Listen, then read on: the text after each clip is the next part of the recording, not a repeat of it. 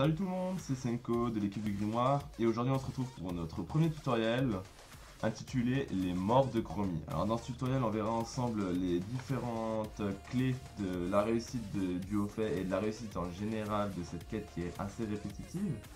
Et je vous donnerai au passage quelques astuces pour pouvoir essayer de gagner du temps et d'aller beaucoup plus rapidement vers la fin de cette quête. Donc, pour commencer, il vous suffit d'aller récupérer la quête dans le grimoire. Vous verrez dans le cadre en haut à droite que vous pouvez commencer la quête Les Morts de Chromie. Soit par ici, soit en allant directement à Dalaran en parlant à Cactar, à la citadelle pourpre. Celui-ci vous enverra prendre le téléporteur direction Repos du Ver, où vous pourrez commencer les 3 premières quêtes de la suite de quêtes de Chromie. Une fois vos 3 quêtes de prérequis validées et terminées, vous pourrez reparler à Chromie pour qu'elle vous téléporte dans la nouvelle phase, la phase qui va nous intéresser le plus, celle de la quête répétitive. Ici l'objectif est bien particulier. En effet, il va falloir réaliser un certain nombre d'objectifs, de choses à accomplir, en un temps imparti assez court. Au début, ça sera 15 minutes et en fonction de votre évolution, on pourrait monter largement jusqu'à 20-25 minutes même, c'est possible. Avant de pouvoir réaliser les 8 objectifs, vous ne pourrez en réaliser que 4. En effet, quand vous regardez votre carte monde de départ, vous ne voyez que 4 cercles dorés. Ce sont vos 4 objectifs à réaliser. Sur chaque zone, il y a un objectif bien particulier. On les séparera et on les expliquera un à un peu plus tard. Une fois ces objectifs validés, vous développerez des nouveaux portails. Vous pouvez voir en face de mon personnage 4 nouveaux portails avec 4 nouveaux objectifs. Vous aurez donc un total de 8 objectifs à accomplir en 15 minutes.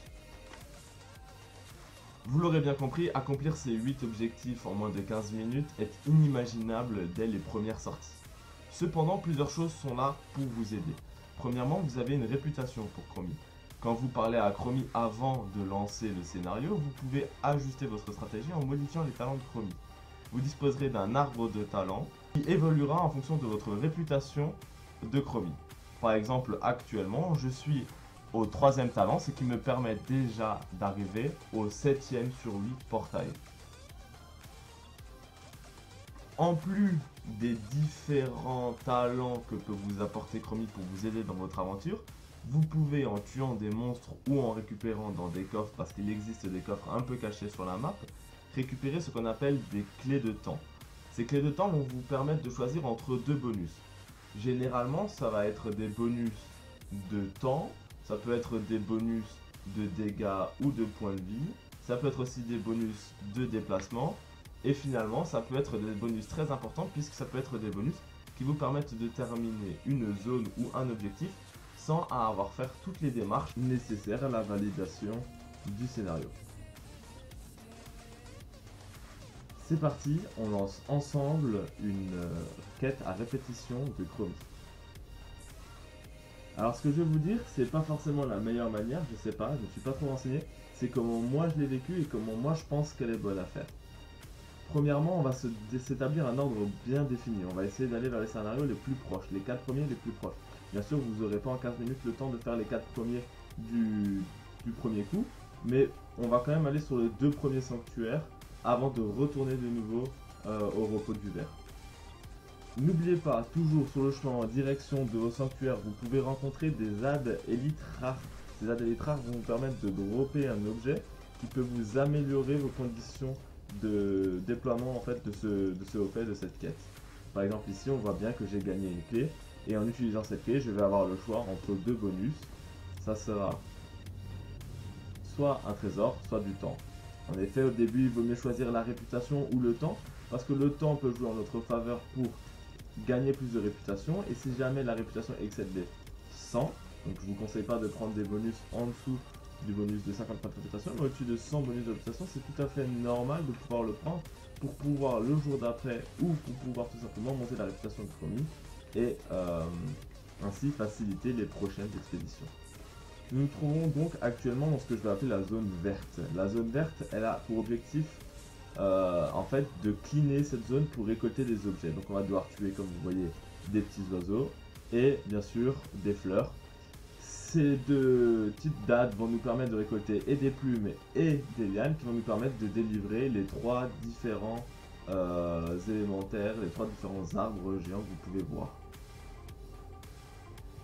Vous devez donc carrément presque cleaner toute la zone pour récolter suffisamment de compos pour pouvoir farmer vos captures réelles. Une fois les 3 arbres libérés, vous aurez accès à un nouveau boss situé dans la paume de la main du dragon qu'il faudra tuer.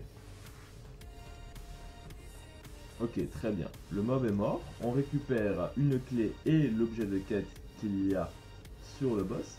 Et bien sûr, il faudrait aller la rapporter au repos du ver. Comme dit, je vous conseille de ne pas les rapporter directement et de passer tout de suite au deuxième sanctuaire. Ça vous permettra de gagner peut-être 1 minute sur votre chrono. Et 1 minute, c'est la quinzaine du temps, c'est très important. On se dirige donc vers le sanctuaire violet. Le sanctuaire violet, l'objectif est simple. Il faut tuer des élémentaires pour récolter des bandages. Je crois que c'est des bandages. Au bout de 50 de ces items là, on va pouvoir crafter un nouvel item qui va nous permettre d'incanter un nouveau boss. Faites bien attention, c'est assez invasif tous les monstres qu'il y a ici et vous pouvez rapidement vous retrouver débordé. Alors si vous n'êtes pas tank et que vous n'avez pas de quoi survivre, évitez des trop gros packs. On va maintenant sur la plateforme située juste au-dessus pour invoquer le boss. Ce boss-ci a un peu une particularité un peu spéciale, c'est qu'il va vous silence. Il va créer des zones de silence dans lesquelles vous ne pourrez plus lancer de ça. La zone de silence, elle se place autour de vous, tout autour de vous. Donc moi, ce que je vous conseille, c'est pendant le combat, pour tuer ce boss, c'est d'aller vous placer à chaque fois juste à l'extrémité de la zone de silence dans laquelle vous avez été faite, voire carrément de retourner dedans.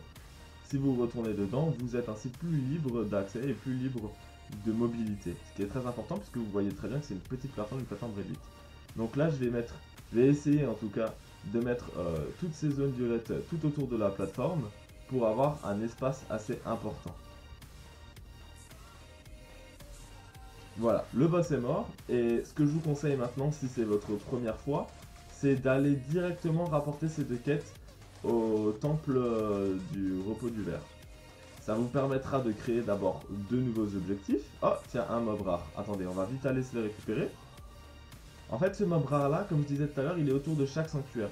Donc si vous faites bien attention, vous pourrez récupérer un objet bonus sur chaque sanctuaire au minimum. C'est-à-dire que ces adds là, ils peuvent donner de 1 à 3 objets bonus, ce qui est assez important finalement quand vous êtes en besoin ou en recherche de réputation ou en besoin de temps par exemple. On se dirige nous, vu qu'on a déjà fait les donjons et qu'on a déjà fait les quêtes pardon, et qu'on n'a pas besoin de se refaire toute la collection d'items, on se redirige directement vers le sanctuaire arbre, on va l'appeler le sanctuaire bleu, et cette fois-ci on va devoir tuer certaines troupes. Donc là on peut voir une troupe avec une banshee, l'objectif va être de tuer la banshee, puis on va se diriger vers une autre troupe avec le boucher, style un peu dans le même style que le boucher. Voilà. Et pour finir, on ira tuer le 3e mob qui se situe entre les deux et qui ressemble un peu à un chevalier de la mort. Une fois ces 3 adds là morts, vous pourrez retourner dans l'arbre et Chromie invoquera la suite du boss. Alors ce boss-ci a aussi une particularité, c'est qu'il va geler en fait, il va congeler Chromie. Chromie sera plus qu'un vieux glaçon. Et ça va lui faire des dégâts. En moyenne, ça va lui faire entre 20 et 25% de dégâts. Donc il faut être très attentif parce que pendant le combat, il peut réussir à la caser 3-4 fois. Donc la 4e fois, généralement, Chromie, elle prend quand même vachement cher. Donc quand elle est en glaçon, quand elle est congelée, il faut impérativement retourner dessus, les DPS pour péter le glaçon et ainsi continuer le boss. Pareil, c'est pas des boss hyper difficiles, mais c'est que c'est des boss qui peuvent entraîner des erreurs, et une erreur ici, une Chromie qui meurt, ça peut être fatal et ça peut vous détruire complètement votre quête et votre scénario. Alors, une fois le boss mort, on va se diriger cette fois-ci vers le dernier sanctuaire. Pareil, on essaye de ne pas oublier de regarder de droite à gauche en même temps qu'on se déplace pour voir si on ne rencontre pas un nouvel élite.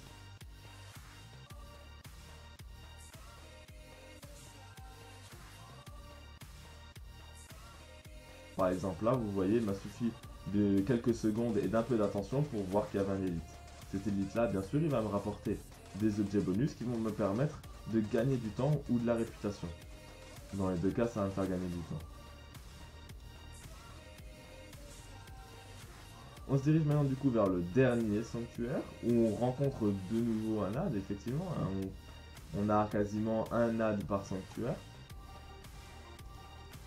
Ici, je vais pas le faire parce que je l'ai déjà fait et que c'est un peu long. Mais pour terminer ce sanctuaire là, vous allez devoir rentrer dans la grotte.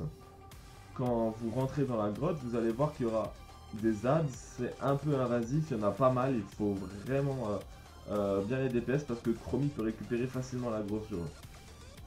Alors voilà, vous allez devoir suivre le chemin indiqué avec la souris, et une fois ce chemin suivi, vous allez rencontrer un boss. Ce boss, il aura comme particularité de mettre de temps en temps des explosions qui vont vous repousser. Faites bien attention de ne pas rentrer dans la lave. Une fois que le boss est tué, vous ressortez de la grotte, et vous allez vous diriger tout de suite à gauche. Ici, Chromie invoquera un nouveau rare, qui va vous permettre de terminer et le sanctuaire, et l'ensemble de 4 zones initiales. Voilà, le boss est mort, et en toute logique, si vous avez respecté mes conseils, il vous reste 2 quêtes à rendre cette fois-ci, et à les rendre au repos du ver. Une fois que vous aurez terminé les 4 sanctuaires initiaux, une fois que vous ressortirez du scénario de Chromie, vous aurez accès à 4 nouveaux portails, des chronoportails. Ces chronoportails, ça va être 4 nouveaux objectifs qu'il va falloir réaliser en plus des 4 précédents. Pour les faire rapidement, Blizzard nous permet de ne pas se retaper toutes les démarches pour tuer les boss des premières zones. Il vous suffira tout simplement d'aller dans la zone, d'aller là où il y avait le monstre apparaîtra et vous aurez qu'à le tuer. Vous n'aurez plus à récolter toutes les lianes, toutes les plumes, etc.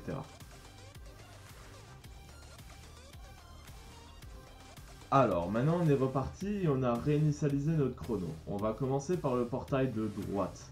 On va aller de droite à gauche. On va d'abord commencer par un endroit un peu spécial où l'objectif est en fait d'arriver rapidement à dépasser certains mobs. Donc Chromie pendant cette phase là va être constamment poursuivi par des chasseurs corrompus. Toutes les 20 secondes environ, il va y avoir un petit chien comme vous pouvez voir qui est en train de m'aggro qui va arriver sur la tête de Chromie. L'objectif ça va être de ne pas laisser mourir Chromie et de passer. Dans cette phase là on va faire bien attention à aggro le moins d'ad possible. Parce que aggro un ad c'est perdre du temps. Nous, notre objectif c'est de foncer le plus loin possible jusqu'à traverser le portail. Donc là je vais tout simplement, même si Chromie se fait aggro, je vais attendre qu'elle tue le chien parce qu'elle est capable de tuer un chien tout seul. Et ensuite je vais enchaîner.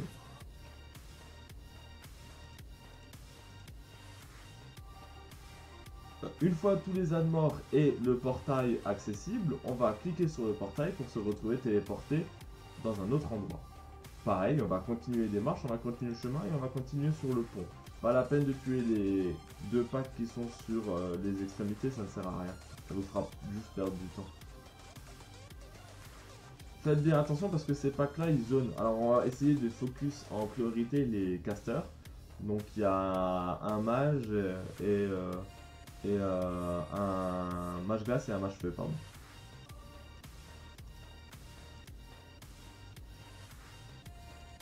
Après le pont, on prend direction à droite et on arrive sur un nouveau pack de monstres.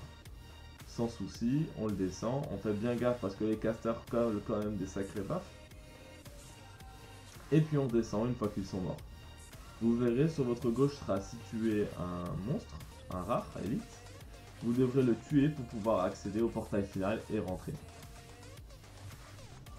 Une fois le boss mort, il vous faudra continuer le chemin en passant derrière lui et jusqu'à arriver au chronoportail. Vous cliquerez sur le chronoportail et ça validera la suite. Ça validera en fait votre premier objectif, passer à travers un chronoportail. Ok, on se retrouve maintenant pour le deuxième, troisième et quatrième portail qu'on va essayer de claquer en même temps. Alors on va commencer par celui de gauche. L'objectif ici ça va être de détruire un canon de la horde. Sauf que le canon de la horde il est protégé par 2 choses. La première c'est son blindage et la deuxième c'est un bouclier électrique. Pour ça on va devoir tuer des élites bien particuliers. Le premier, c'est l'apothicaire. Il se situe dans la partie de gauche, un peu en fumée verte, etc. Assez facilement reconnaissable. Ici, je vais pas le faire, mais une fois que vous l'avez tué, vous récolterez une fiole qui permettra de dissoudre le blindage du canon. Ensuite, on se dirigera vers le deuxième élite important, qui est un gnome situé dans une maison en ruine. Celui-ci nous permettra de détruire le bouclier électrique du canon. Et finalement, il nous faudra au total tuer 6 mobs sur des chevaux, qui vont nous permettre d'enlever à chaque fois au canon 15% des points de dégâts. Si vous n'en avez tué que 5, c'est pas trop un souci, parce que les 15 derniers pourcents sont facilement tuables, sont facilement faisables sans utiliser d'item. Par contre, faire l'intégralité des donjons du canon, c'est un peu abusé. Voilà pour ce scénario. On va passer tout de suite au prochain sans perdre de temps. On passe du coup à celui juste à côté. Celui qui nous amène au mont Ijal. Ici, l'objectif est simple et le scénario est plutôt rapide, ce qui va nous permettre de peut-être gagner du temps.